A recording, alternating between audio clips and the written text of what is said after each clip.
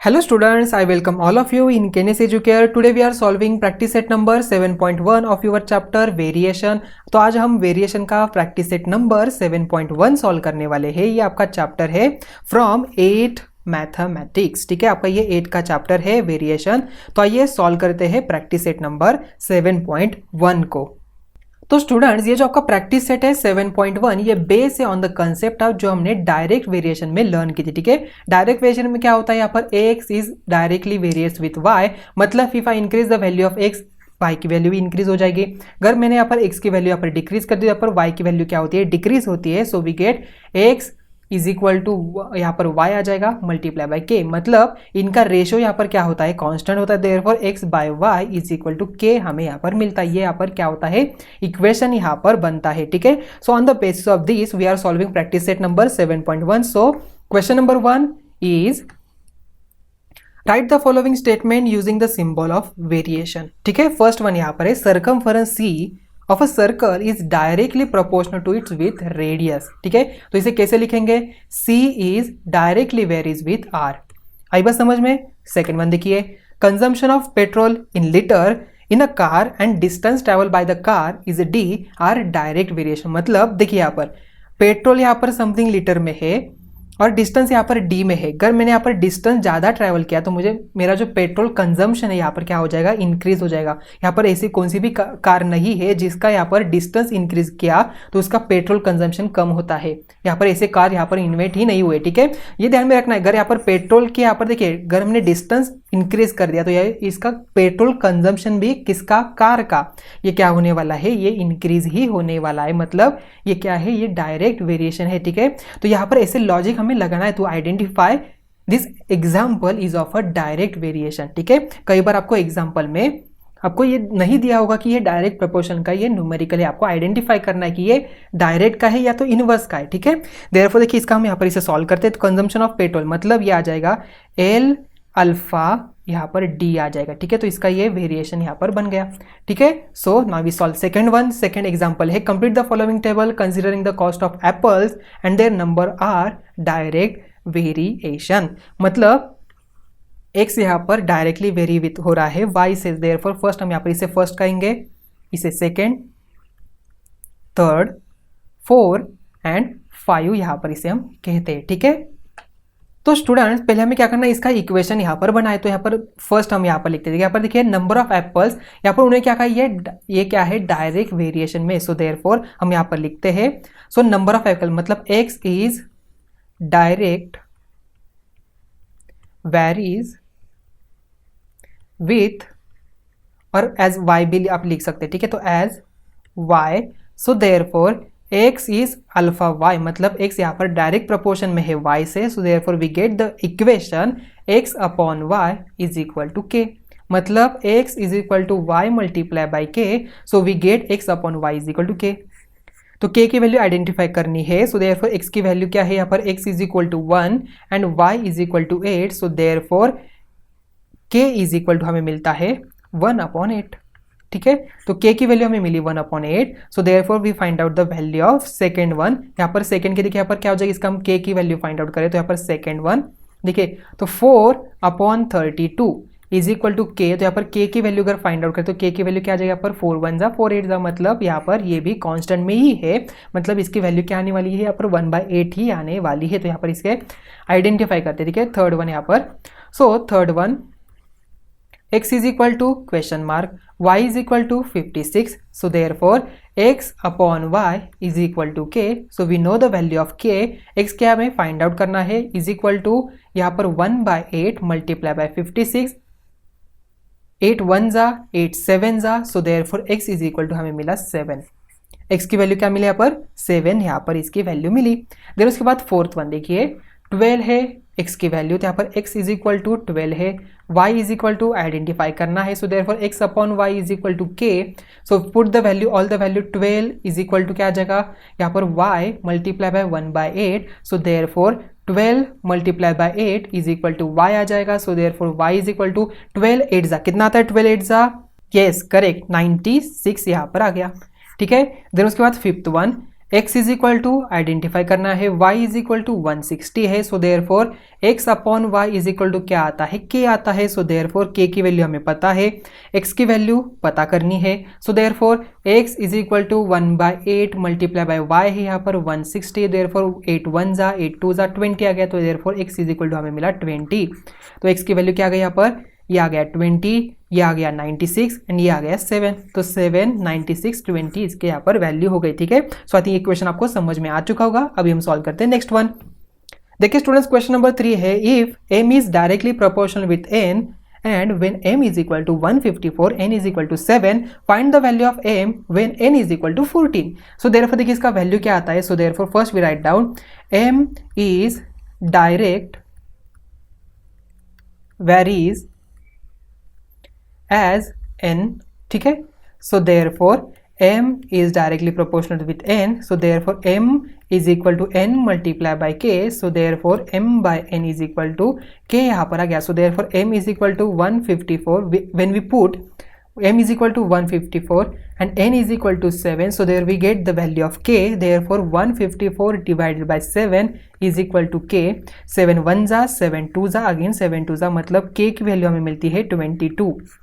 k की value क्या मिली हमें यहाँ पर 22 मिली, so therefore we need to be find out the value of m, तो यहाँ पर m की वैल्यू फाइंड आउट करनी है, सो देयरफॉर यहाँ पर इसकी वैल्यू आती है, देखिए यहाँ पर क्या आ जाएगी, तो m by n is equal to k है, तो यहाँ पर m is equal to question mark n is equal to 14 दिया है, सो देयरफॉर m क्या है यहाँ पर फाइंड आउट करना है, n की वैल्यू 14 है, तो यहाँ पर k की वैल्यू क्या है 22 है, therefore m is equal to 22 multiply by 14, so therefore देखिए यहाँ पर क्या आता है, तो m इज इक्वल टू 14 टू ज़ा 28, यहाँ पर 2 कैरी आ गया, ये 14 टू ज़ा 28, ये 30, मतलब 308 हमें इसकी वैल्यू यहाँ पर मिली।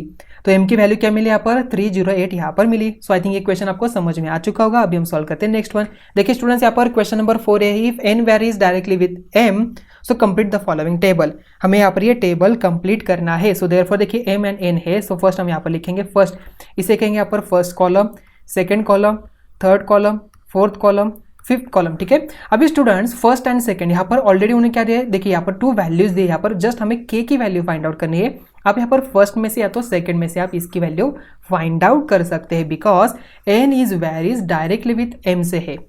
ठीक है, मतलब आप यहाँ पर m is varies as n या तो n is varies as m, directly varies हम ऐसे भी लिख सकते हैं, इसमें कोई प्रॉब्लम नहीं स्टूडेंट्स। ठीक है, सो देयरफॉर देखिए फर्स्ट हमें यहाँ पर क्या करना है, k की वैल्यू मतलब कांस्टेंट टर्म की वैल्यू फाइंड आउट करनी है। सो देयरफॉर फर्स्ट हम यहाँ पर लिखते हैं m is direct varies as n, या तो आप n is direct varies as m भी आप लिख सकते हैं, इसमें कोई प्रॉब्लम नहीं। ठीक है, तो स्टूडेंट देखिए यहाँ पर क्या हो जाएगा, so therefore m is equal to n multiply by k। आप यहाँ पर ऐसे भी लिख सकते हैं, पहले m directly proportional with n, so therefore m is equal to n multiply by k। Here k is constant term. ठीक है, k का यहाँ पर कांस्टेंट टर्म है, सो देयरफॉर m की वैल्यू हमें पुट करनी है, तो m is equal to if you put 3 then उसके बाद n हमने 12 पुट किया, देयरफॉर हमें k की वैल्यू मिल जाएगी। So therefore m by n is equal to k, so therefore k is equal to 3/12, so therefore we get k is equal to 3 1 जा 3 4 जा 1/4 हमें k की वैल्यू मिली। तो यहाँ पर हमें सभी के यहाँ पर n की, यहाँ पर m की और यहाँ पर n की वैल्यू फाइंड आउट करनी है। देयरफॉर देखिए थर्ड वन, तो यहाँ पर लिखते हैं थर्ड वन। आप यहाँ पर सेकंड वन यहाँ पर k की वैल्यू फाइंड आउट कर सकते हैं, यहाँ पर आइडेंटिफाई कर सकते हैं इनकी यहाँ पर वैल्यू वेरीज हो रही है। ठीक है, तो यहाँ पर आपको सेकंड वन क्यों दिया है यहाँ पर, बिकॉज आपको चेक करने के लिए यहाँ पर k की वैल्यू सेम आती है कि नहीं। ठीक है, तो आपको आंसर में के लिए यहाँ पर m बाय n अगर यहाँ पर is equal to k, m की वैल्यू मैंने 5 एंड n की वैल्यू 20 डाल दी, तो आपको यहाँ पर k की वैल्यू इज इक्वल टू कितनी आती है यहाँ पर आइडेंटिफाई करनी है। ठीक है स्टूडेंट, देखिए थर्ड वन, तो m इज इक्वल टू 6.5 है, n is equal to identify करना है, so therefore m by n is equal to k, so therefore 6.5 upon n is equal to k की क्या वैल्यू है यहाँ पर 1/4, so therefore 6.5 multiply by 4 is equal to n आ गया। तो यहाँ पर देखिए 6.5 मल्टीप्लाई बाय 4, 6.5 मल्टीप्लाई बाय 4 मतलब 4 5 यहाँ पर 20, 2 कैरी 6 4 यहाँ पर 24 प्लस यहाँ पर 2 आ गया, तो मतलब 26 यहाँ पर 0.0, मतलब n इज इक्वल टू हमें मिलता है 26। ठीक है। आफ्टर दैट फोर्थ वन देखिए, तो यहाँ पर हमें m की वैल्यू आइडेंटिफाई करनी है। n की वैल्यू दी है 28, so therefore m by n is equal to k। तो यहाँ पर देखिए, तो m यहाँ पर is equal to k multiply by, मतलब k की वैल्यू क्या है 1/4 multiply by 28, so therefore m is equal, देखिए क्या आ जाएगा 4 1 जा 4 7 जा, सो देयरफॉर m की वैल्यू हमें मिली 7। ठीक है, देन उसके बाद हम फिफ्थ में यहाँ पर वैल्यू फाइंड आउट करते हैं। तो देखिए फिफ्थ की क्या आ जाएगा यहाँ पर, so therefore fifth m is equal to क्या है 1.25, n is equal to identify करना है, so therefore m by n is equal to k आ जाएगा। सो देयरफॉर m की वैल्यू 1.25 अपॉन n हमें फाइंड आउट करना है, तो k है 1/4, so therefore n is equal to क्या आ जाएगा 1.25 मल्टीप्लाई बाय 4। ठीक है, मतलब इसकी वैल्यू क्या आती है, देखिए यहाँ पर इसकी वैल्यू क्या आ जाएगी 1.24 multiply by 4, so therefore 1.25 multiply by 4, if we 1.25 multiply by 4, 4 5 जा 20, 2 कैरी, यहाँ पर 8 आ गया, मतलब ये 10 आ गया, 1 कैरी, 4 1 जा यहाँ पर 5 आ गया। ठीक है, मतलब यहाँ पर 5 आने वाला है इसका answer, therefore n is equal to हमें मिला 5। ठीक है, सो देयरफॉर देखिए इसकी वैल्यू में यहाँ पर इस टेबल में आपको क्या करना है स्टूडेंट्स, लास्ट में अगर आप यहाँ पर n की वैल्यू फाइंड आउट करते हैं, देन उसके बाद आपको ये फिर से टेबल रीड्रॉ करना है सभी वैल्यू के साथ। ठीक है, because complete the following table, हमें टेबल कंप्लीट करना है, आप यहाँ पर बुक में नहीं करेंगे, तो आपका आंसर के बाद आपको फिर से ये टेबल ड्रॉ करना है, देन उसके बाद आप यहाँ पर सभी के वैल्यू यहाँ पर पुट करने वाले हो। तो यहाँ पर देखिए 6.1 ये क्या आता है, ये 26 आता है, ये देन उसके बाद ये 7 आ गया एंड ये आ गया 5। ठीक है, तो इससे हमें क्या पता चलता है स्टूडेंट्स, देखिए यहाँ पर ये 7 है, if I reduce this value तो 28, देखिए क्या हो रहा है यहाँ पर 7 1.25, मतलब ये स्मॉल है। अगर मैंने यहाँ पर इसकी वैल्यू इंक्रीज कर दी थी, ये स्मॉल हो रहा है, अगर इसकी मैंने वैल्यू यहाँ पर इंक्रीज कर दी तो यहाँ पर क्या हो रहा है, ये इंक्रीज हो रहा है विद प्रोपोर्शन में। ठीक है, आई बात समझ में, तो आई थिंक ये क्वेश्चन आपको समझ में आ चुका होगा। तो स्टूडेंट्स नेक्स्ट वन देखते हैं, y varies directly as square root of x when x is equal to 16, y is equal to 24, find the constant of variation and equation of variation। therefore देखिए क्या कहता है यहाँ पर, पहले हमें यहाँ पर equation of variation find out करना है, so we write down y varies directly as square root of x, मतलब देखिए यहाँ पर directly square root of x, मतलब y directly varies as square root of x। अभी स्टूडेंट मुझे बताओ स्क्वायर रूट ऑफ x मतलब क्या आता है, स्क्वायर रूट ऑफ x मतलब x रेज टू 1/2, ऑलरेडी हमने लर्न किया था। Therefore y is equal to क्या देखिए आता है, तो यहाँ पर रूट x मल्टीप्लाई बाय क्या आ जाएगा। ठीक है, मतलब कैन आई राइट 1/2 यहाँ पर लिख सकते हैं, तो नहीं भी लिखा तो कोई प्रॉब्लम नहीं। ठीक है, सो देयरफॉर देखिए यहाँ पर k की वैल्यू हमें फाइंड आउट करनी है, ये आपका इक्वेशन बन जाता है, ये है आपका equation y is equal to root x multiply by k। ठीक है, इफ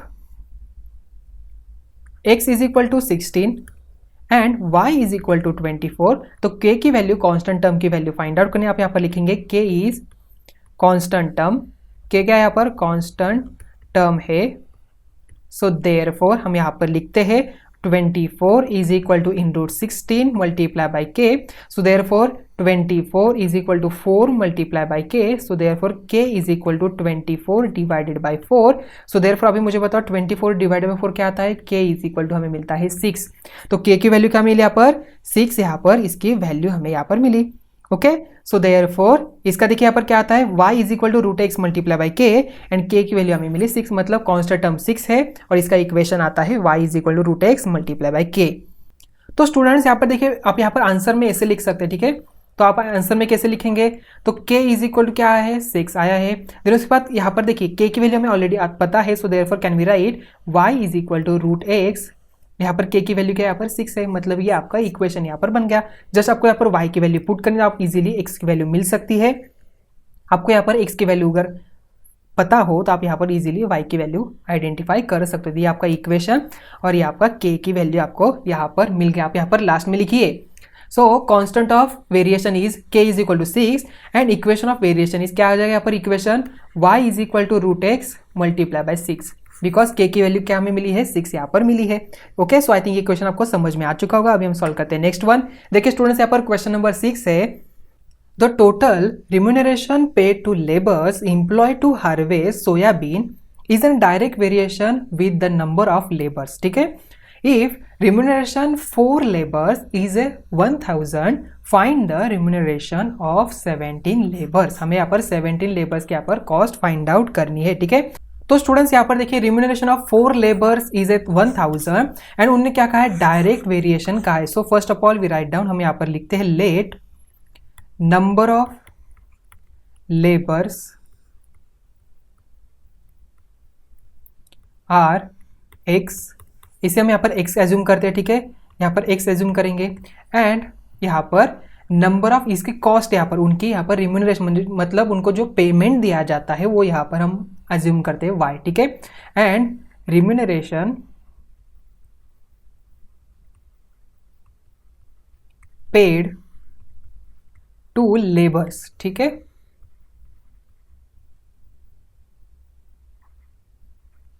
इज y, ठीक है। So therefore x is direct varies as y, so therefore x is directly proportional to y where x is equal to, हमने यहाँ पर x क्या labour हमने assume किया तो x is equal to 4 and y is equal to 1000 आएगा, तो therefore 1000, so therefore x is equal to क्या आ जाए, देखिए x is equal to y multiply by k, so therefore x upon y is equal to k आ जाएगा, ठीक है। तो यहाँ पर देखिए हमें क्या करना है, सो x की वैल्यू पुट करनी है, y की वैल्यू पुट करनी है, so therefore 4 upon 1000 is equal to k यहाँ पर आ गया। सो देयरफॉर देखिए यहाँ पर 4 upon 1000 is equal to k, मतलब यहाँ पर k की वैल्यू क्या आ गई, 4 1 जा, देन उसके बाद 4 2 जा, देन 4 5 जा, देन अगेन 0, मतलब 250 यहाँ पर आ गया, ठीक है। So 1/250 is equal to k, 1/250 is equal to k, so therefore which equation we get, हमें यहाँ पर इक्वेशन मिलता है x upon y is equal to क्या आता है 1/250, so therefore y is equal to हमें मिलता है 250 मल्टीप्लाई बाय x, ये हमारा इक्वेशन बन गया। सो देयरफॉर हमें यहाँ पर ये इक्वेशन मिल गया। तो हमें यहाँ पर 17 लेबर्स का यहाँ पर रिम्यूनरेशन पेड उनका कितना पेमेंट है वो फाइंड आउट करना है। सो देयरफॉर हमें देखिए यहाँ पर x की वैल्यू क्या पुट करनी है, 17 पुट करनी है, बिकॉज नंबर ऑफ लेबर्स हमने x एज्यूम किया है। So therefore y is equal to 250 multiply by 17, तो इसकी वैल्यू क्या आ गई, y is equal to 250 multiply by, अगर हम यहाँ पर 17 करते हैं तो इसकी वैल्यू हमें मिलती है 4250 रुपीज़, ठीक है। तो y इज इक्वल टू हमें क्या मिला 4250 रुपीज़, ठीक है। सो आई थिंक ये क्वेश्चन आपको अच्छी तरह से अभी समझ में आ चुका होगा। आपको यहाँ पर लास्ट स्टेटमेंट लिखना है। So therefore remuneration paid for the 17 labours is 4250 rupees, ठीक है। तो स्टूडेंट्स यहाँ पर ही आपका ये प्रैक्टिस सेट नंबर 7.1 यहाँ पर ही एंड हो रहा है। तो मिलते हैं नेक्स्ट वीडियो में। Thank you.